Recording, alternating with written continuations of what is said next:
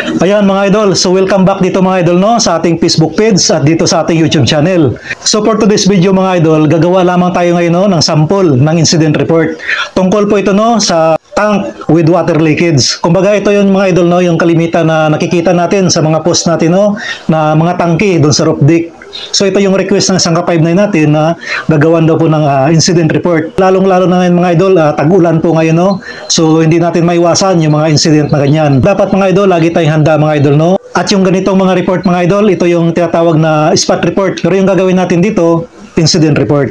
Pero bago natin umpisahan mga idol no, lagi nating tandaan na dapat kumpleto yung report natin. Dapat po no, nandun yung 6 element which is yung 5WN, 1H, yung what, when, where, who, why, and how. So, anin po yung mga idol. Yan po yung tandaan natin. Ayan mga idol. So, ito na po yung nakompleto natin na nag-graph no? Or na-compose na report mga idol. So, kung makita ninyo dito mga idol, meron na tayong headings, addressee, at yung na-compose natin na report.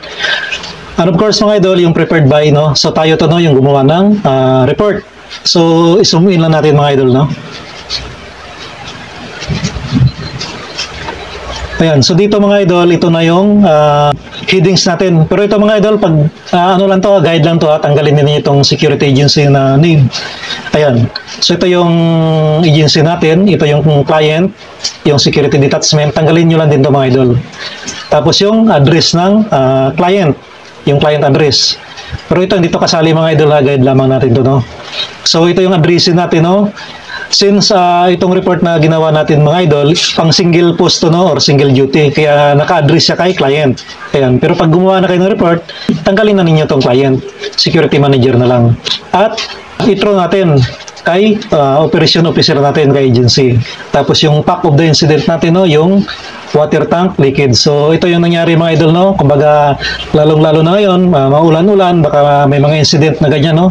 Gawan agad natin na report. So yung date, kung kailan natin green up yung report, dapat yun yung date na ilagay natin dito. So ito yung na-compose natin na report mga idol. Kung makita ninyo dito mga idol, kung makakuha kayo no, ng photo no, i-attach ninyo. Mas maganda yung may reference.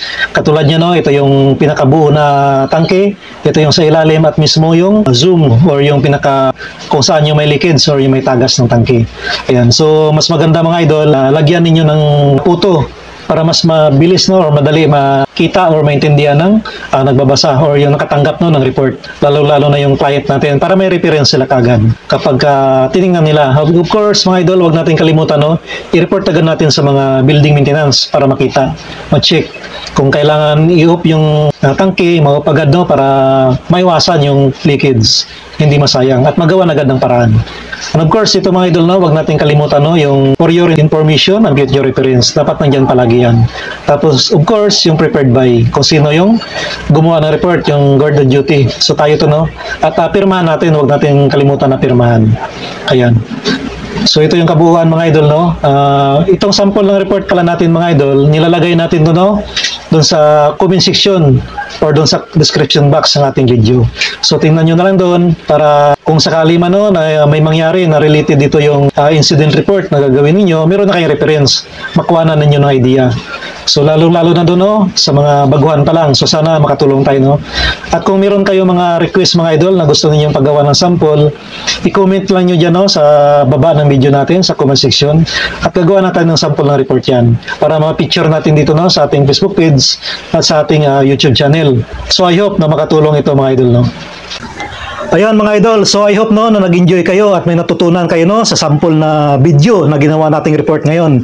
And I hope mga idol no na magagamit ninyo ito in your future na same related dito na report. So kung gusto niyo ng mga ganitong video mga idol, huwag po nating kalimutan no na i-follow yung ating Facebook page at i-subscribe ang ating YouTube channel. At kung meron kayong mga sample dyan na gustong paggawa ng report mga idol, i-comment nyo lang dyan sa baba no at titingnan ko yan at gagawa natin ng sample video. Alright, that's all for today's video. See you in our next video.